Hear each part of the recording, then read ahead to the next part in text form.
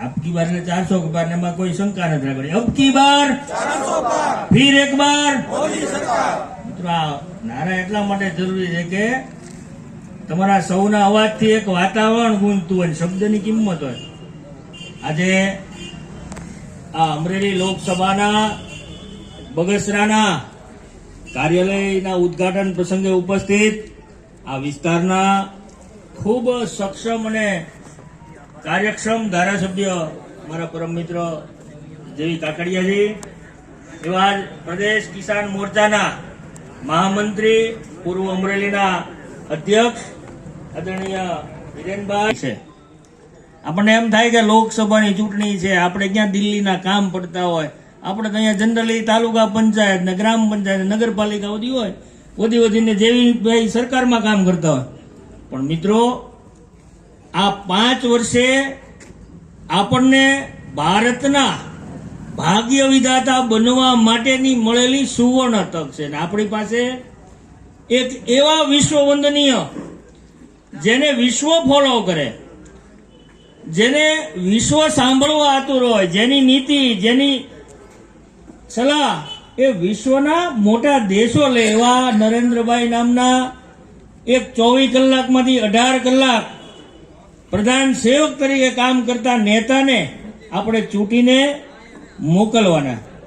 અમરેલી આપણા આદરણીય ભરતભાઈ સુતરિયા ખૂબ કાર્યક્ષમ કાર્યકર્તા, અને ભારતીય જનતા પાર્ટીએ આમ તો જનરલી કેવું થતું હોય કે સંસદની ચૂંટણી હોય ત્યારે એક એવા ઠીમ નેતાને ટિકિટો આપતી પહેલાની સરકારોને, પહેલાની પાર્ટીઓ। પણ આજે તમારી વચ્ચે તમારી વેદનાને, તમારી સંવેદનાને સમજી શકે એવો, તમારી વચ્ચે રહી શકે એવો, અને સરપંચો, ગ્રામ પંચાયત, નગરપાલિકા આની વેદના સમજીને ત્યાંની સંસદમાં રજૂઆત કરી શકે એવા ભરતભાઈ સુતરિયા આપણી વચ્ચેના માણસને ટિકિટ આપી। મિત્રો આપણે 7મી તારીખે મતદાન કરવાનું છે। આ દિવસો ખૂબ જ આકરી ગરમીના દિવસો છે। આ દિવસોમાં બહાર નીકળવાનું મન ન થાય, બપોરે એ પ્રકારનો તાપ હશે, પણ આપણે એ જોવાનું છે કે એક દિવસ થોડી તસ્દી લઈને મતદાન મથક સુધી જઈને નરેન્દ્રભાઈને આપણે વડાપ્રધાન બનાવવા માટે અહીંથી આપણે ભરતભાઈ સુતરિયાના 3 નંબરના કમળના નિશાન સામે મત આપવો જરૂરી। આપણે સૌ જાણીએ છીએ કે એક જમાનો હતો 2014 પહેલાનો, આપણા જવાનો જે જમ્મુ કાશ્મીરમાં સૈનિક તરીકે ફરજ બજાવતા હતા, આમાં આપણા પણ બગસરાના કેટલા જવાનો હશે, આમાંથી કેટલા લોકો અમરનાથ ગયા હશે। 2014 પહેલા પણ અમરનાથ ગયા હશે, 2014 પછી પણ અમરનાથ ગયા હશે। આપણે સૈનિકોના મોઢે સાંભળીએ ને, સમાચાર સાંભળીએ, પહેલા આપણા સૈનિકોને આતંકવાદીઓ જેમ ફાવે એમ ફાયરિંગ કરતા, આપણા સૈનિકોના હાથ બાંધેલા હતા।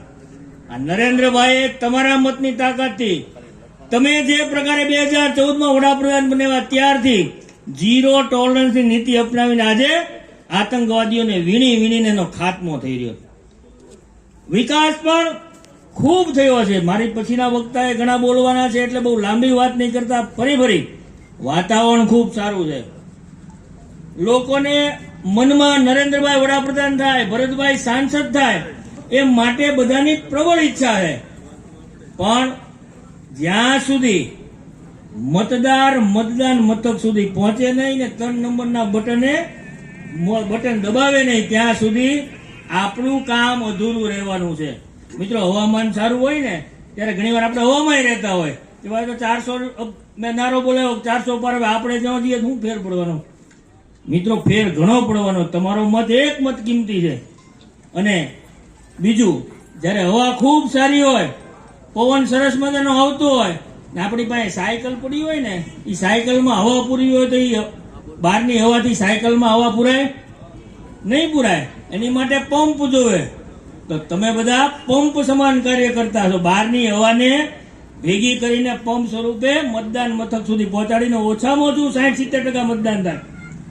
10 વાગ્યા પહેલા લગભગ બધા મત પડી જાય।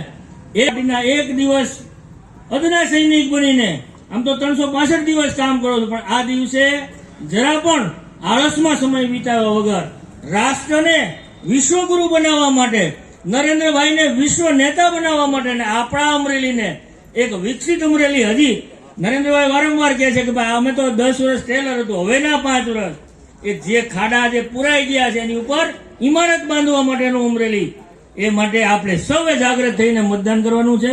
ફરી આટલી મોટી સંખ્યામાં આપ સૌ ઉપસ્થિત રહ્યા, એટલા જાગૃત કાર્યકર્તા તરીકે આપ સૌએ આટલી શાંતિથી અને શિસ્તબદ્ધ રીતે અહીંયા સરસ મજાની એક ઉપરથી ડ્રોનથી ફોટો લઈએ તો નયનરમ્ય દ્રશ્ય ઊભું કર્યું. એ બદલ હું સંગઠનને, તાલુકાના સંગઠનને, હું દેવીભાઈને ખૂબ ખૂબ અભિનંદન આપું છું. ને આપ સૌને હું ફરી અભિનંદન સાથે અમરેલીની એક વિક્રમજનક જીત, જે તમારા સૌના પુરુષાર્થને કારણે ઇતિહાસ બનવાનો છે, એમાં સાક્ષી અને નિમિત્ત બનવા માટે હું આપ સૌને ધન્યવાદ આપું છું. આભાર. વંદે માતરમ.